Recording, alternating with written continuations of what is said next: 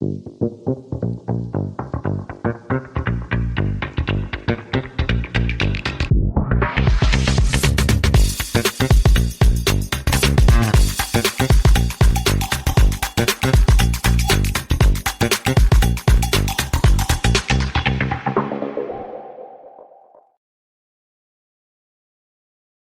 may live 5,000 miles from Lincoln Financial Field, but what we lack in proximity, we make up for in film study. And starting next week, we will be bringing back our in-depth film breakdowns from across the pond and the Sooner State. Welcome to On the Shane page. I'm your host, Shane Haff. You can follow me on Twitter at ShaneHaffNFL. And I'm joined, as always, by BGN's own film guru, Jonny Page. Give him a follow on Twitter at JohnnyPage9.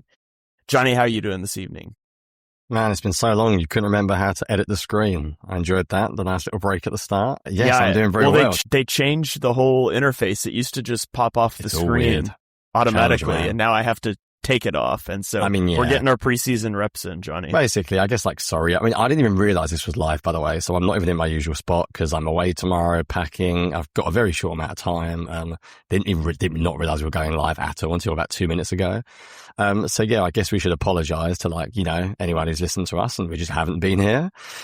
Shane hates football over the summer, basically. And I'm the opposite. All I've done is watch football, which is probably terrible for my mental health going into the season. But yeah, anyone who follows me online knows I'm basically doing a scouting academy. I probably watched about 12 hours, Shane, and that's not an exaggeration, of offensive line coaching clinics this week, sorry. What day is it? I guess it's Monday, so last week as well, last 7 days. So all I've been doing is watching football, but not really been writing about it or podcasting very much. So yeah, we are pretty much back now. We're pretty much back. The Patreon is where we will live for most of our stuff, and we'll talk about that in a second. But I'm looking forward to actual football, even though I hate preseason probably more than the off season. Yes. To be honest, I think I'd rather watch draft prospects than the Eagles backups in the fourth quarter. But anyway, in all honesty, it is good. And yeah, it does feel around the corner, doesn't it? When you get ESP tweeting Jalen Hurts training camp stats, you know you're very near. Yeah, I mean, based on the training camp stats, is it going to be a good year or a bad year? You can't tell because there's no correlation whatsoever, but it'll be fun to find out. I always look forward to the first preseason game. And then after I watch the first preseason game, I'm usually like, oh yeah, this is terrible and we learn nothing. Fast forward. And so I will be watching with bated breath on Saturday, contemplating doing a post-game show on Saturday. Announce that later on if I decide to do that. Yeah, I'll be on a holiday, so I'm not getting up at stupid o'clock to do a reaction on holiday. I'm taking my laptop already. I think there's only so much I'm going to be watching offensive line film again, but there's only so much I can do. I think if I mention on top of that, I'm also going to be watching Eagles preseason and then doing a podcast game after the game. That probably won't be too popular in my household, so I will leave that one to you this week, Shane. Yeah, I mean the game starts at midnight your time. That's not the worst. Yeah, you can make it work. It could be worse. It could be worse, but it could be significantly better as well. Right. We haven't got too long, so let's chat. Do you want to talk a little bit about Patreon, seeing as this is going out on the feed so we can convince everyone to pay us money, because that's what we're here for, of course.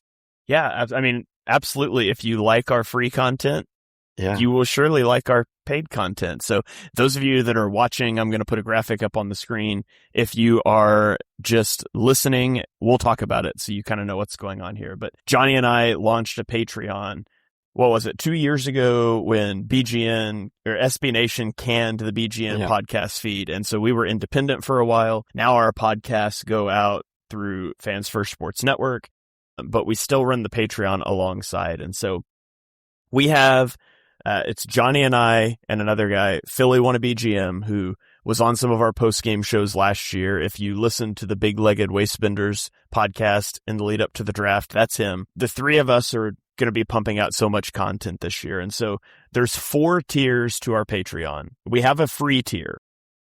All you have to do is create a Patreon account and go join. You don't even have to put in payment information.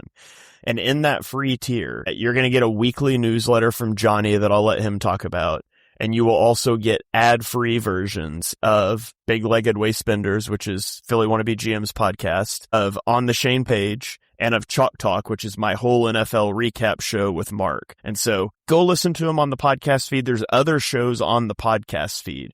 but those get ads inserted into them. That's how we make a little money off the podcast feed. As a free member, you can get ad-free versions of those podcasts. So if you don't like the ads, you can load it into an RSS feed through Patreon. It's really easy to do. You can still listen to it in your podcasting app. You just won't get the ads. And then additionally, you'll get Jonny's newsletter every week. So Jonny, tell the people about your newsletter. Yeah, I just thought I didn't do enough work, Shane, so I thought I'd add something else to my workload, because why not? No, I guess all my writing is film, and I said this in number 1. I think I've done 7 now, and I do them every Friday morning. At the moment, when work comes back, it might be Friday evening if I don't get around to it. I wanted to be a journalist growing up and then hated journalism, so I didn't want to do that. But all my stuff is film stuff, and that means I don't really get any chance to talk about like random stuff. A little bit of life, a little bit of culture, a little bit around the NFL. There's just not really a place for that. So I thought I would just like sum up my weekly thoughts, I guess. So at the moment it's very off-season heavy, but obviously during the season it will get a bit more sort of film heavy, but it won't be a repeat of the film stuff. I'm not going to go into detail about it, but it might be just some more like personal thoughts or things that I've watched that week around the NFL, things that have caught my attention, something that I might not talk about in an Eagles All-22 review. So yeah, we don't need to go into too much detail, do we, on every single membership outside of that, really, because people can see the graph. I will tweet about it. I'll also write about it in my newsletter. I think the thing that's going to be really cool is obviously you guys aren't idiots, and I never want to take people to be like dishonest with people. The best one is the most expensive one. And I think the cool one is the preview. I think I got to a place I was happy with last year. Never done previews, and it was really cool. And I'm saying this selfishly because I'm learning like everyone else. But there were things that I would say on film, and then I was like, I saw that. That's what I said would happen. Or I'd said the Eagles would do that. Or I told you they might do this. And that was really nice. So I think I figured out quite a nice balance there. And those previews take time. That's why they're in the $7 tier. Wannabe GM is doing a run game review. He's been grinding the Packers film, and he's known as like a Fangio expert. Anyone on Blue Sky knows he's like a Fangio guy. He's been on PA talking Fangio stuff before. He's doing a defense review as well. But what he's also going to do is chart stuff, because charting online is very hit or miss. Well, it's not very good, basically. So he's going to chart every run and every coverage call. In the $7 tier, if you want to know, I don't know, it's week 4, how much power the Eagles have run compared to outside zone, compared to inside zone, when have they run them, what personnel, all of that data will be available on the $7 tier. And obviously on the $5 tier, Shane, you've also got your QB review. So QB School himself at Shane Haff. It's always great when QB School produces one after your one on Hurts, and you text me like, oh my God. I hate it when he beats me to press, though. My homework is going to get marked in real time here. But yeah, we've got a lot. We do have a lot. We're going to be very busy. Boring plea. This stuff takes a lot of time. So if you want to support us, and I do honestly think you'll get a lot out of it if you're a serious Eagles fan, speak to us, look at what we've got going on. We're always online. And we haven't even mentioned my Discord. I mean, there's about 5,000 messages in my Discord and God knows how many chats every day. The community is very busy. And that's also part of the $3.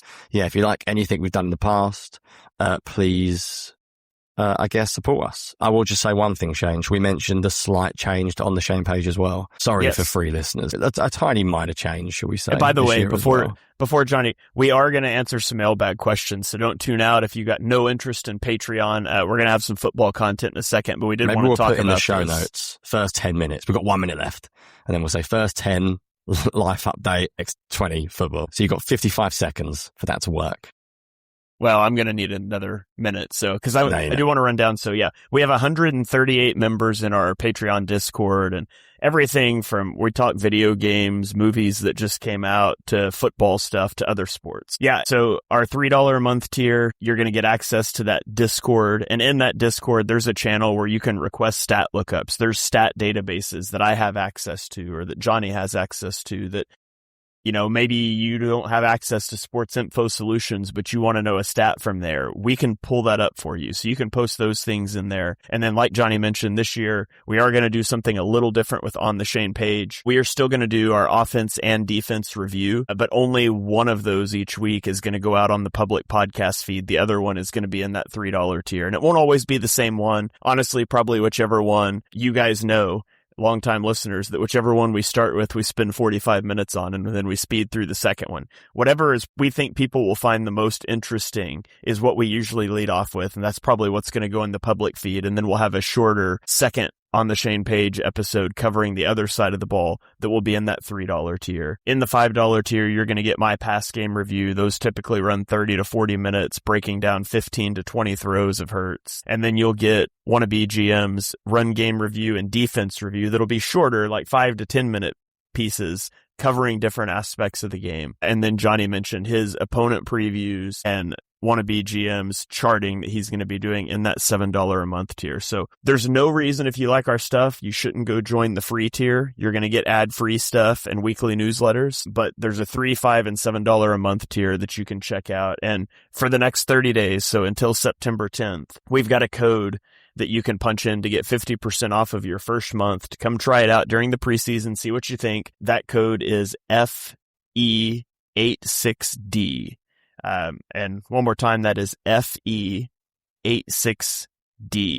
And we will put that out on social media and stuff as well. If you had a hard time hearing that or you're driving, just check our social media accounts later and that'll be out along with that graphic as well. I think that's it. Shall we? Shane, you're saying talk football, but the funny thing is you're putting this all on the public feed.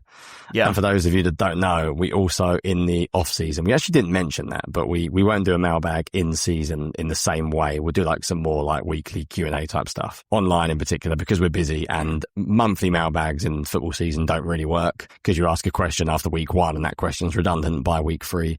But every off season, every single month, normally, hopefully sometimes every 3 weeks in certain points, we do a mailbag and we answer a complete bunch of random crap basically that's not football related and football related. So for those that have never listened to one, they might be a bit like, what's going on? Because especially question 2, if you're not in the Patreon, you're going to have no idea what's happening. So just be aware. Normally this stuff is for a community of people who we know and like. Join the community. It's awesome. I will just say one final point, genuinely. I messaged you, didn't I?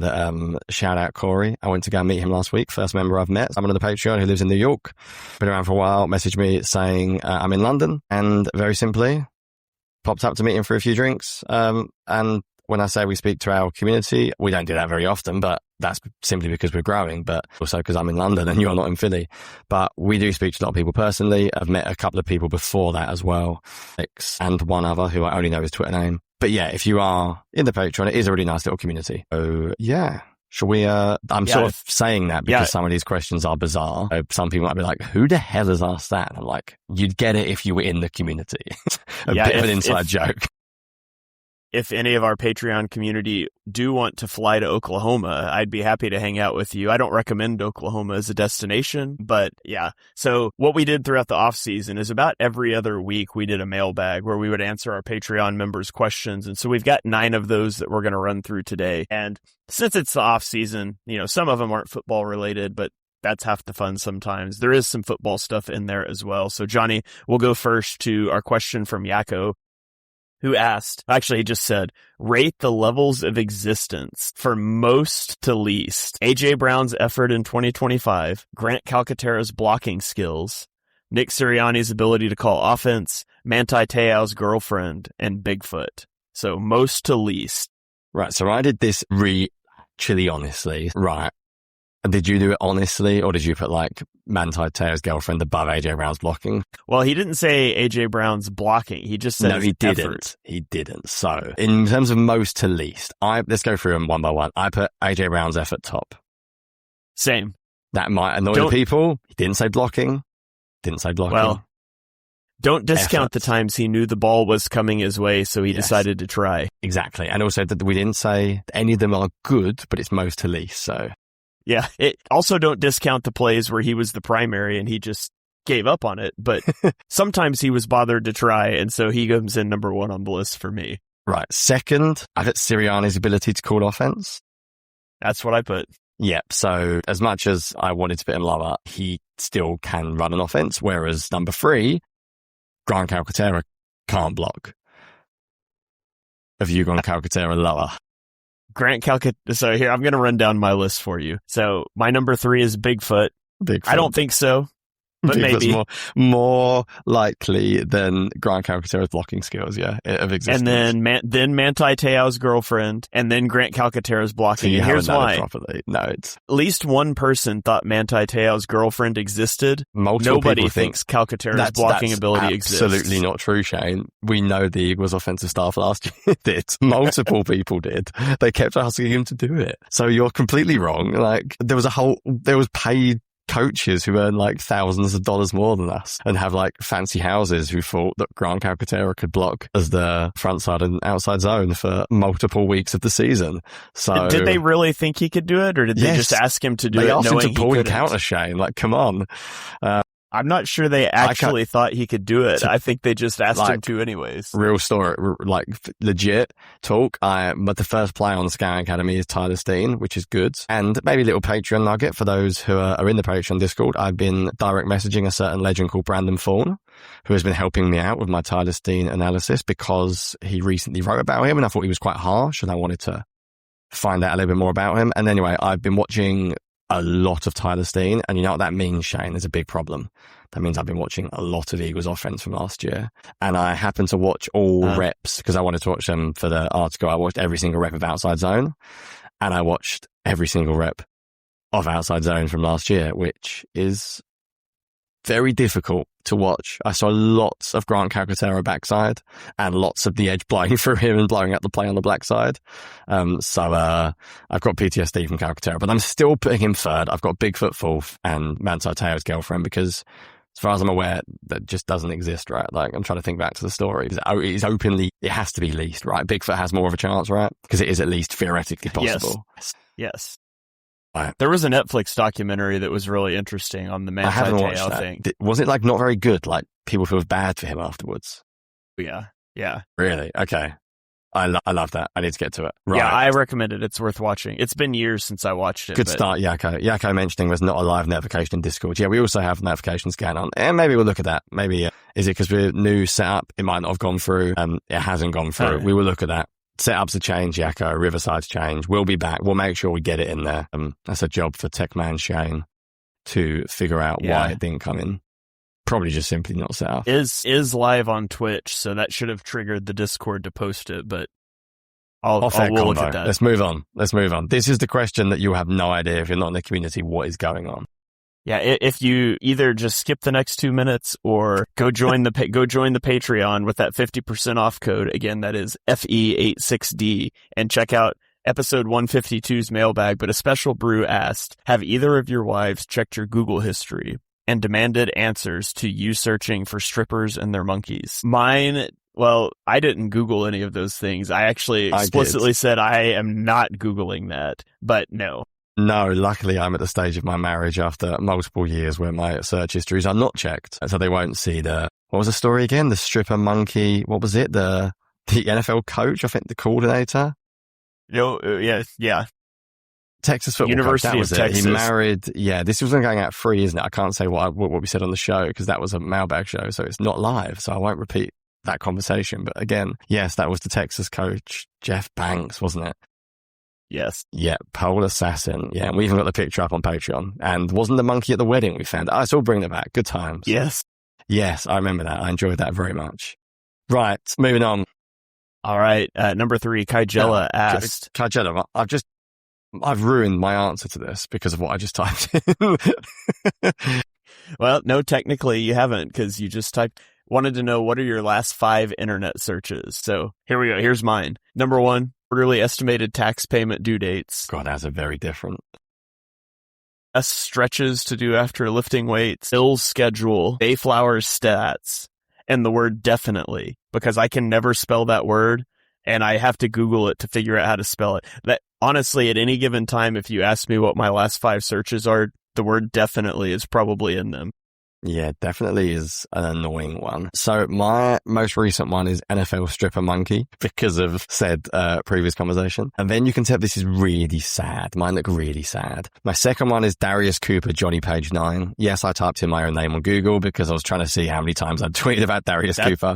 Well, because I bring up, whenever I do that, it brings up all my articles at BGN. And I wanted to read if I've written anything about Darius Cooper. I watch so much I forget. Third one is Cowboys number 92. And I believe that is, what's his name? Quinn Williams. Williams because basically Tyler Steen had 3 horrendous reps. One of them was Cowboys number 92.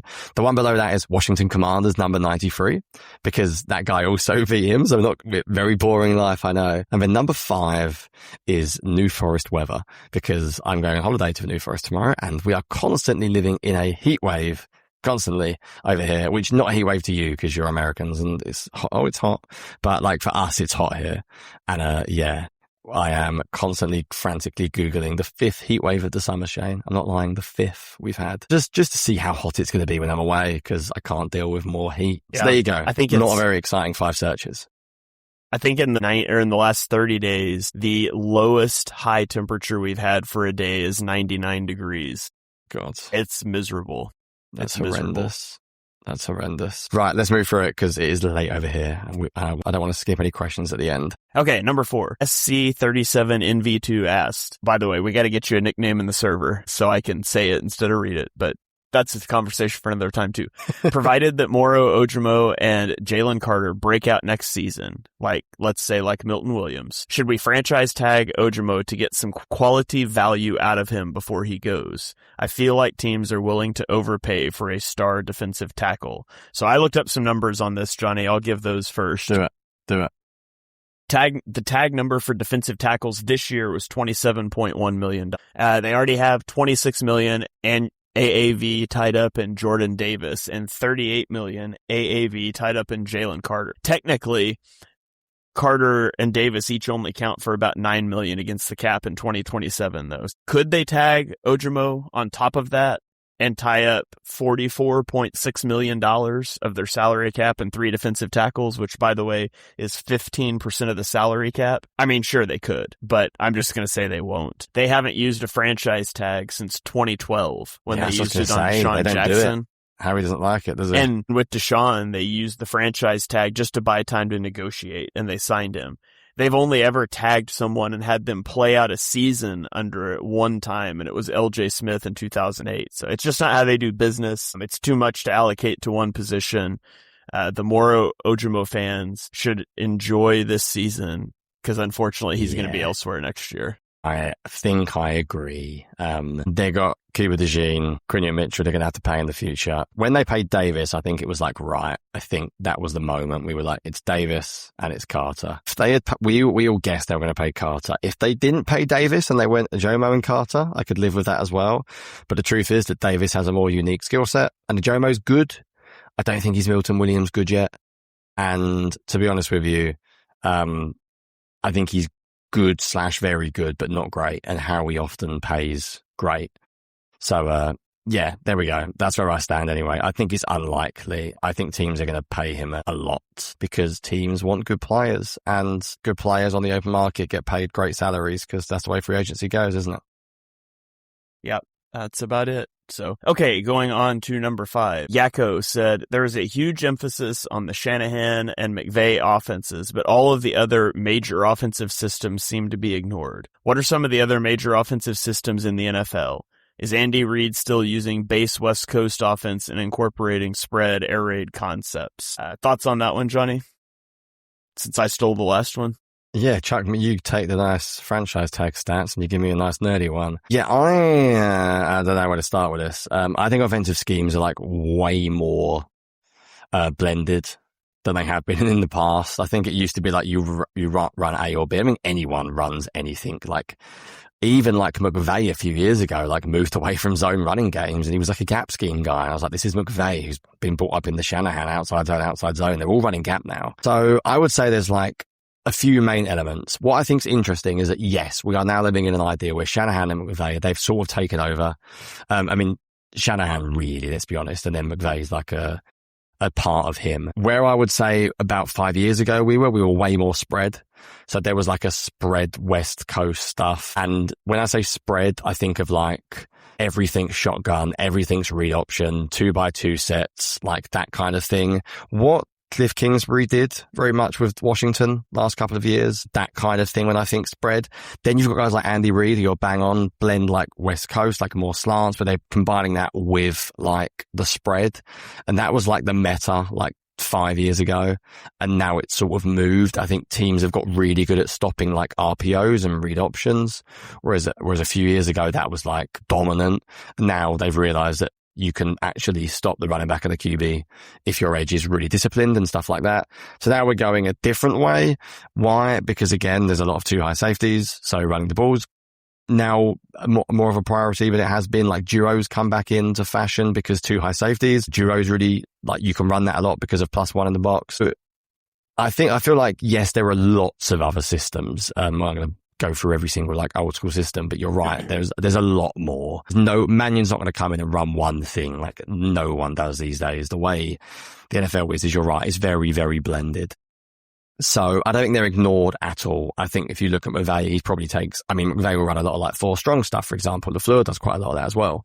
And you wouldn't really call like 4 strong something that Shanahan would have done. Think of like, not Kyle Shanahan, but older Shanahan, like 20, 30 years ago. I doubt we were using like 4 strong stuff out there. So that's a relatively new thing as well. Oh, yeah, I'm just reading the exact question that was asked. There are other systems. Spread's still a big part of it. You still see a lot more shotgun, even those teams that go under center a lot. But yeah, last couple of years, under center play action's definitely been a big thing. Next thing, will we just see more straight under center passing game? Like not under center play action, just straight like 5-7 step dropbacks? Are we going to go back to that? Maybe. That's the next step. The Seahawks did it a little bit last year, but not many teams do that often. So everything's always changing. So the second you get used to one thing in the NFL, it often changes. But I think most good offenses are a blend of a number of different things these days. I think by and large, defensive schemes dictate offensive evolution. Yeah. I think defenses are more stationary in what they do and systematic, while offenses sure, like the Chiefs are still air raid, West Coasty. The Cowboys are a pretty vertical offense. You always get teams with young mobile quarterbacks that run like the spread, RPO, college-based offense. Often Washington, with QBs that are younger as well. Jaden Daniels coming out, ran a lot. Arizona with Kyler early on. But I think you mostly hear about Shanahan-McVay offenses because they're the most successful and it's a copycat league. But look at last year with McVay, all of a sudden like running so much 13 personnel. That was a complete evolution, but it's still labeled as like the McVay offense because McVay is the innovator. Like I think McVay and Shanahan drive a lot of the offensive innovation, but it's not like it's always the same principles. Like they're willing to radically shift principles, but it's still called McVay's offense and everybody tries to emulate it. So yeah, I agree. I think scheme talk can get a bit, everyone says like, oh, we're all running. The Eagles this year are not going to run full like Shanahan, because what is full Shanahan? No one runs outside zone under center play action every play. There'll be loads of wacky stuff. So as you said, it's very, very, even I remember when Cliff came into the Cardinals, so I'm getting off topic here, but I remember there was a big like, oh, he's always going to run this air raid. It's going to be like 4 receivers on every play. And it wasn't. It ended up being like a 12 personnel team at times. Like the Rams are suddenly 13 personnel, and you'd say, well, that wasn't a Shanahan thing as much. Like things change very much. Why has McVay gone 13 personnel so heavy? Because he thinks that's the way to win in the modern NFL. Get teams in base, because teams haven't got 3 good linebackers and teams have really good nickel cornerbacks these days. So is that scheme or is that personnel? You can blend the two, can't you, sometimes as well? So yeah, let's move on. Yeah. Okay, number 6. How many trades will Howie make before the start of the season? Pick 6 to Gene wants to know. I said 3. Well, I said 2. And I was going to say over under should be 2.5. So there you go. There you go. Yeah, I said 3, and none of them will make any impact on the roster unless he goes and gets a safety. But for context, last year Howie made 4 trades in the month of August. He acquired Jacorian Bennett, who played 98 snaps, John Mechie, who played 31 snaps, and Sam Howell, who played 0 snaps. And then he traded for Fred Johnson, a guy who was on the team the year prior. And Fred Johnson actually played quite a lot. So Fred Johnson's on the team this year. Can't trade for him again. So unless it's a safety, I don't think they trade for anybody important. But Howie will make moves. I had 2, maybe 3. I had like 1 probably like out the blue, and then 1 that's just like a boring one. Like a 7th rounder for a 7th rounder, kind of like, like our guy that's not going to make the roster, your guy that's not going to make the roster. Maybe he makes ours, maybe he makes yours. That kind of like move. So I went 2, but I was going to say over and under is 2.5. Before the season even kicks off, everyone's making predictions. Who wins the division? Who makes the playoffs? Who's lifting the trophy at season's end? On Kalshi, America's #1 prediction market platform, you can trade those predictions in a live market. For instance, can the Pittsburgh Steelers win at least 9 games this season? If the Steelers do, they're currently trading at 45% probability. A $100 trade pays out over $200 if the Steelers reach just 9 wins. On Kalshi, you're trading against peers in a live market, meaning there's no house. And as the probability changes, you can buy in and out of your position. Trade the draft pick, the game, and more on Kalshi. Download the Kalshi app and use code FFSN to get up to $500 in bonus credits when you trade $25. KALSHI. Kalshi. Trade on anything. I think they should go look for a cornerback that holds even more than Ja'Cory Bennett and bring him in. See if there is one. Yeah, and get rid of a talented defensive tackle in the process to do so. Right, I really like this question, so let's do it. This is the last big one, I'd say. Then we'll skip through it because it is late and I've still got a pack. A special brew should the scheme dictate which 11 players are on the field, or should your best 11 players dictate which scheme you run? So I'll start if you don't mind. Depends how you look, if you're talking about like what system you're running or what, like, I don't know, it depends how you look at scheme. You can't go in and change your entire scheme because of your players. So in that sense, team identity has to be first. Like, you can't hire, in my opinion anyway, you don't hire McVay and he goes, right, none of you can run my scheme, so I'm going to completely change it. Like, no, I hired you to run what you want to run. You have to have foundational like principles. There has to be like, this is what I want to do. You can't totally reinvent everything. Like when Vic Fangio took over here, he can't say, right, you guys can't play match zone, so I'm going to play no match zone. Like, no, that's why you're hiring Vic Fangio, is to play match zone, right? But on top of that, there's a lot of different parts of your scheme that you can adapt. So the foundations might be the same, but you can alter it significantly. If you've got Quinion Mitchell, you can lock up one side. Right, now I can do something different with my safety. Now I can do something different with my field corner, whatever. So, and a good example is like, you talk about like what scheme, if you've got an unbelievably good 3 receivers, you've got 2 amazing stars, and then your second round rookie receiver ends up being unbelievable, you should run a lot of 11 personnel. Whether you call that scheme or personnel, I don't mind. But if your second tight end sucks and your third receiver is amazing, don't play loads of 12. And you might go, yeah, but I want to play 12. That's how I see the NFL going. Like, tough. It's not worth the trade-off. So similar, if you've got Cooper DeJean, I would be trying to live in, and you're not playing Cooper DeJean safety in this situation. I'm living in nickel because he can handle run responsibilities anyway. So why am I going base and keeping DeJean off the field? So in my opinion, you have to have a scheme identity as a coach. And if I'm Vic Fangio and no one on my roster fits a Vic Fangio scheme, A, why is Vic Fangio going there? B, who are you drafting? So you should be drafting to fit the scheme anyway. So players matter, but scheme is like the foundation. The best coaches, I guess, should have like foundational principles that they'll tweak, but they're not going to dramatically change. And then personnel and how they run that scheme depends on who the players are.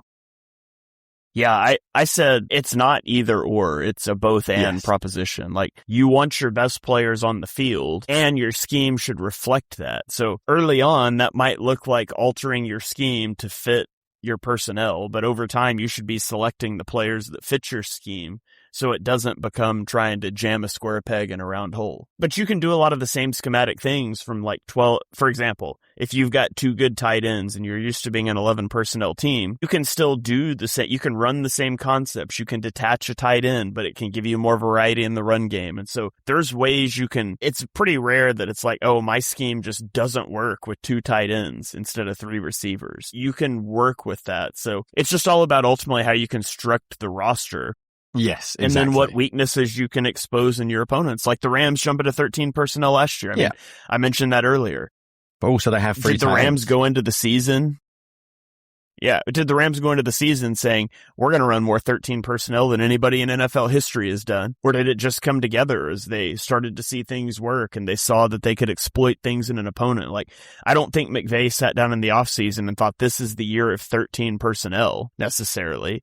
I think as things started to work there, it started to click and it's like, we've got the players to do this and they don't have the players to stop it. And so they just leaned into it. And I think that happens with a good Whereas the staff. Eagles last year, or you can just run, or you can just run all meta. hitches. Yeah. Let's run 12 and 13 personnel. And they were like, your second tight end is Calcaterra. Yeah, but the Rams do it. And it's like, no, if you've got 3 really good receivers and 11 personnel. Again, if you're, I don't know, a Jim Harbaugh and you desperately want to run, well, you might, and Mike McDonald, and they might want to just run every play. Well, if the Chargers offensive line can't run block and they realize, actually, we've got Justin Herbert, maybe we throw a bit more. Like, it might not happen, but at the end of the day, you have to scheme your roster. But I guess my point is that a good team and organization, general manager, should give you players to run your scheme to an extent anyway. May not happen year one, but it might, over time, it should. Right, let's wrap things up because I'm already late. Question 8 is all about you. Yes. A special brew asked, has Shane watched Labyrinth yet? And I love that I finally got a question. Usually all the questions that single somebody out are for Jonny. Is it because he lives in a cooler place than me? Maybe. Is it multiple because reasons, Shane? We haven't got time to discuss the variety now. Or is it because he lives in a strange land that people want to understand? Maybe that's it. Anyways, I digress. I must disappoint you and say I have not. So maybe I'll probably never get another question again. But unfortunately, I just rarely have time to watch movies. A show in the evening is one thing, but a movie is a whole other level of time commitment. I just don't have very often. Earlier this summer, my kids stayed a week with my parents, and I had a list of movies. I was like, we're going to watch some movies while they're gone. And we only managed to watch one of them. So going into football season, that is not going to improve. So I have not watched it yet. That's getting far worse. That's not getting better. So. It's definitely getting worse. Right. Let's wrap it up because I said 9:30 at the very latest and I have not. So this is a short question, I guess. End on around the NFL question from BJ Russell. Every year there are teams that take a crazy leap and a team that takes a big fall. Who are your guesses for this year? I feel like there were some obvious leaps. I didn't pick like the Bengals because of like injuries, I guess. For the leap, when I looked at like roster and record, I went Ravens. I think the Ravens could be good and their record last year was actually worse than I thought. So I feel like shouldn't be too, I think they were 8-9, if I can remember off the top of my head. I feel like it shouldn't be impossible for them to do better this year, especially if some training camp reports about their receivers making plays and that would be nice for Lamar for once. They obviously really, really like Zay Flowers. You got Lamar and you got Derrick Henry. So I went Ravens as leap. What about you? I said the Lions. I don't know if that counts because technically last year is the anomaly because they missed the playoffs. It was a season marred by injuries. They had a bad OC hire last year, but they've got an easier schedule this year. They get another crack at OC, although I don't love the Drew Petzing hire. That said, they did already lose their center for most of the season, and so that's probably going to hurt them. So I said the Lions, although they're in a stacked division, and I jotted down the Bengals, and I was like, I don't know, do they count? I don't know if we can say Burrow missing half the season is an anomaly anymore. It's an every other year thing, but obviously if Burrow's healthy, I expect the Bengals to win more than 6 games, but my real answer is probably the Lions. Yeah, interesting. And then I feel like we're going to have the same fall, and it's really boring, but have you picked the same as everyone? Or have you gone someone else? I jotted down a couple other teams. Give me some others, because I feel like the Patriots are obvious, because they were just the biggest imposters of all time in that Super Bowl last year. Like, if what's his name, Bo Nix doesn't get hurt, they're never there. They just shouldn't have been there, so they just seem too easy to pick. Mark and I previewed the NFC and AFC East on Chalk Talk last week, and one of the things I said about the Patriots is I think they are quite a bit better team this year than last year, but the results won't be as good because that schedule is going to be harder. Just got to the Super Bowl. I just can't see that, but who knows? I put the Bears as a potential. So the Bears had 7 wins in 1-score games, and that's really hard to do. The Chiefs were 11-0 in 1-score games in 2024, and then they were 1-9 in 2025 and missed the playoffs. There's a lot of fluctuation there in the 1-score games, and they relied on those. They are headed into year 2 of Ben Johnson, and he seemed to start to figure Caleb Williams out. So I don't know if I really think they're a fall-off candidate. I'm a little leery of them, though. The one I put for sure, though, is the Broncos. I am not a Bo Nix guy. Had a lot of comeback wins and 1-score wins last year. 11 of their 14 wins were by one score. Yeah. So too, by the way, were 2 of their 3 losses. 13 of their 17 regular season games were 1-score games. They also play the NFC West this season, so they're going to get the Seahawks, 49ers, what's left of them. They're going to get the Rams. We don't care about the Cardinals, but they're going to get the Bills. They're going to get the Patriots. So they have a tremendously difficult schedule, and I just don't believe in their quarterback.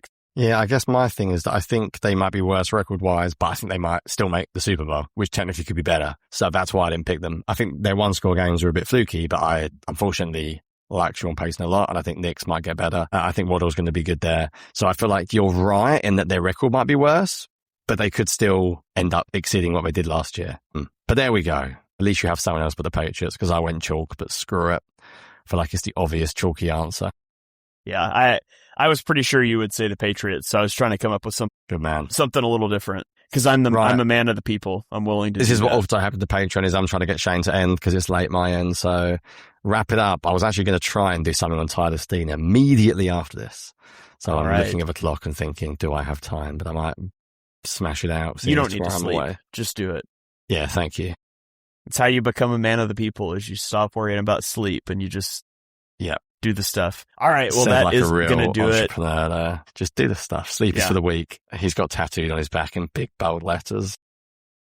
Said like a guy who is currently 3:45 p.m. his time, but I digress. Let's get out of here. Thank you guys for joining us. We are planning to do a film review show for the preseason week 1 game, assuming NFL Film cooperates with us next week. So you can check in for that. We'll be back into a normal groove of our On the Shane page as we head into the season. Again, please check out our Patreon if you enjoy our content.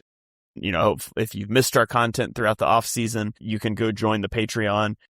It's we never said this earlier, patreon.com/Eagles Film Room, and we'll tweet out that discount code as well. But come hang out with us there. We would really appreciate that. The podcast feed will be firing back up. I know Birds of the Roundtable has a show tonight, a 53-man prediction show, and there'll be lots of things starting to come back into your feed. So we're really looking forward to hanging out with you guys this season. And thanks for all the support. And Jonny, I'll leave the final words to you here. Wow, I have no final words. They are the final words. I need to pack and go and watch Tyler's thing. Let's get the hell out of here. There you have it. We will catch you guys next time. Thank you for all the support. Thanks for watching along. We'll see you next week.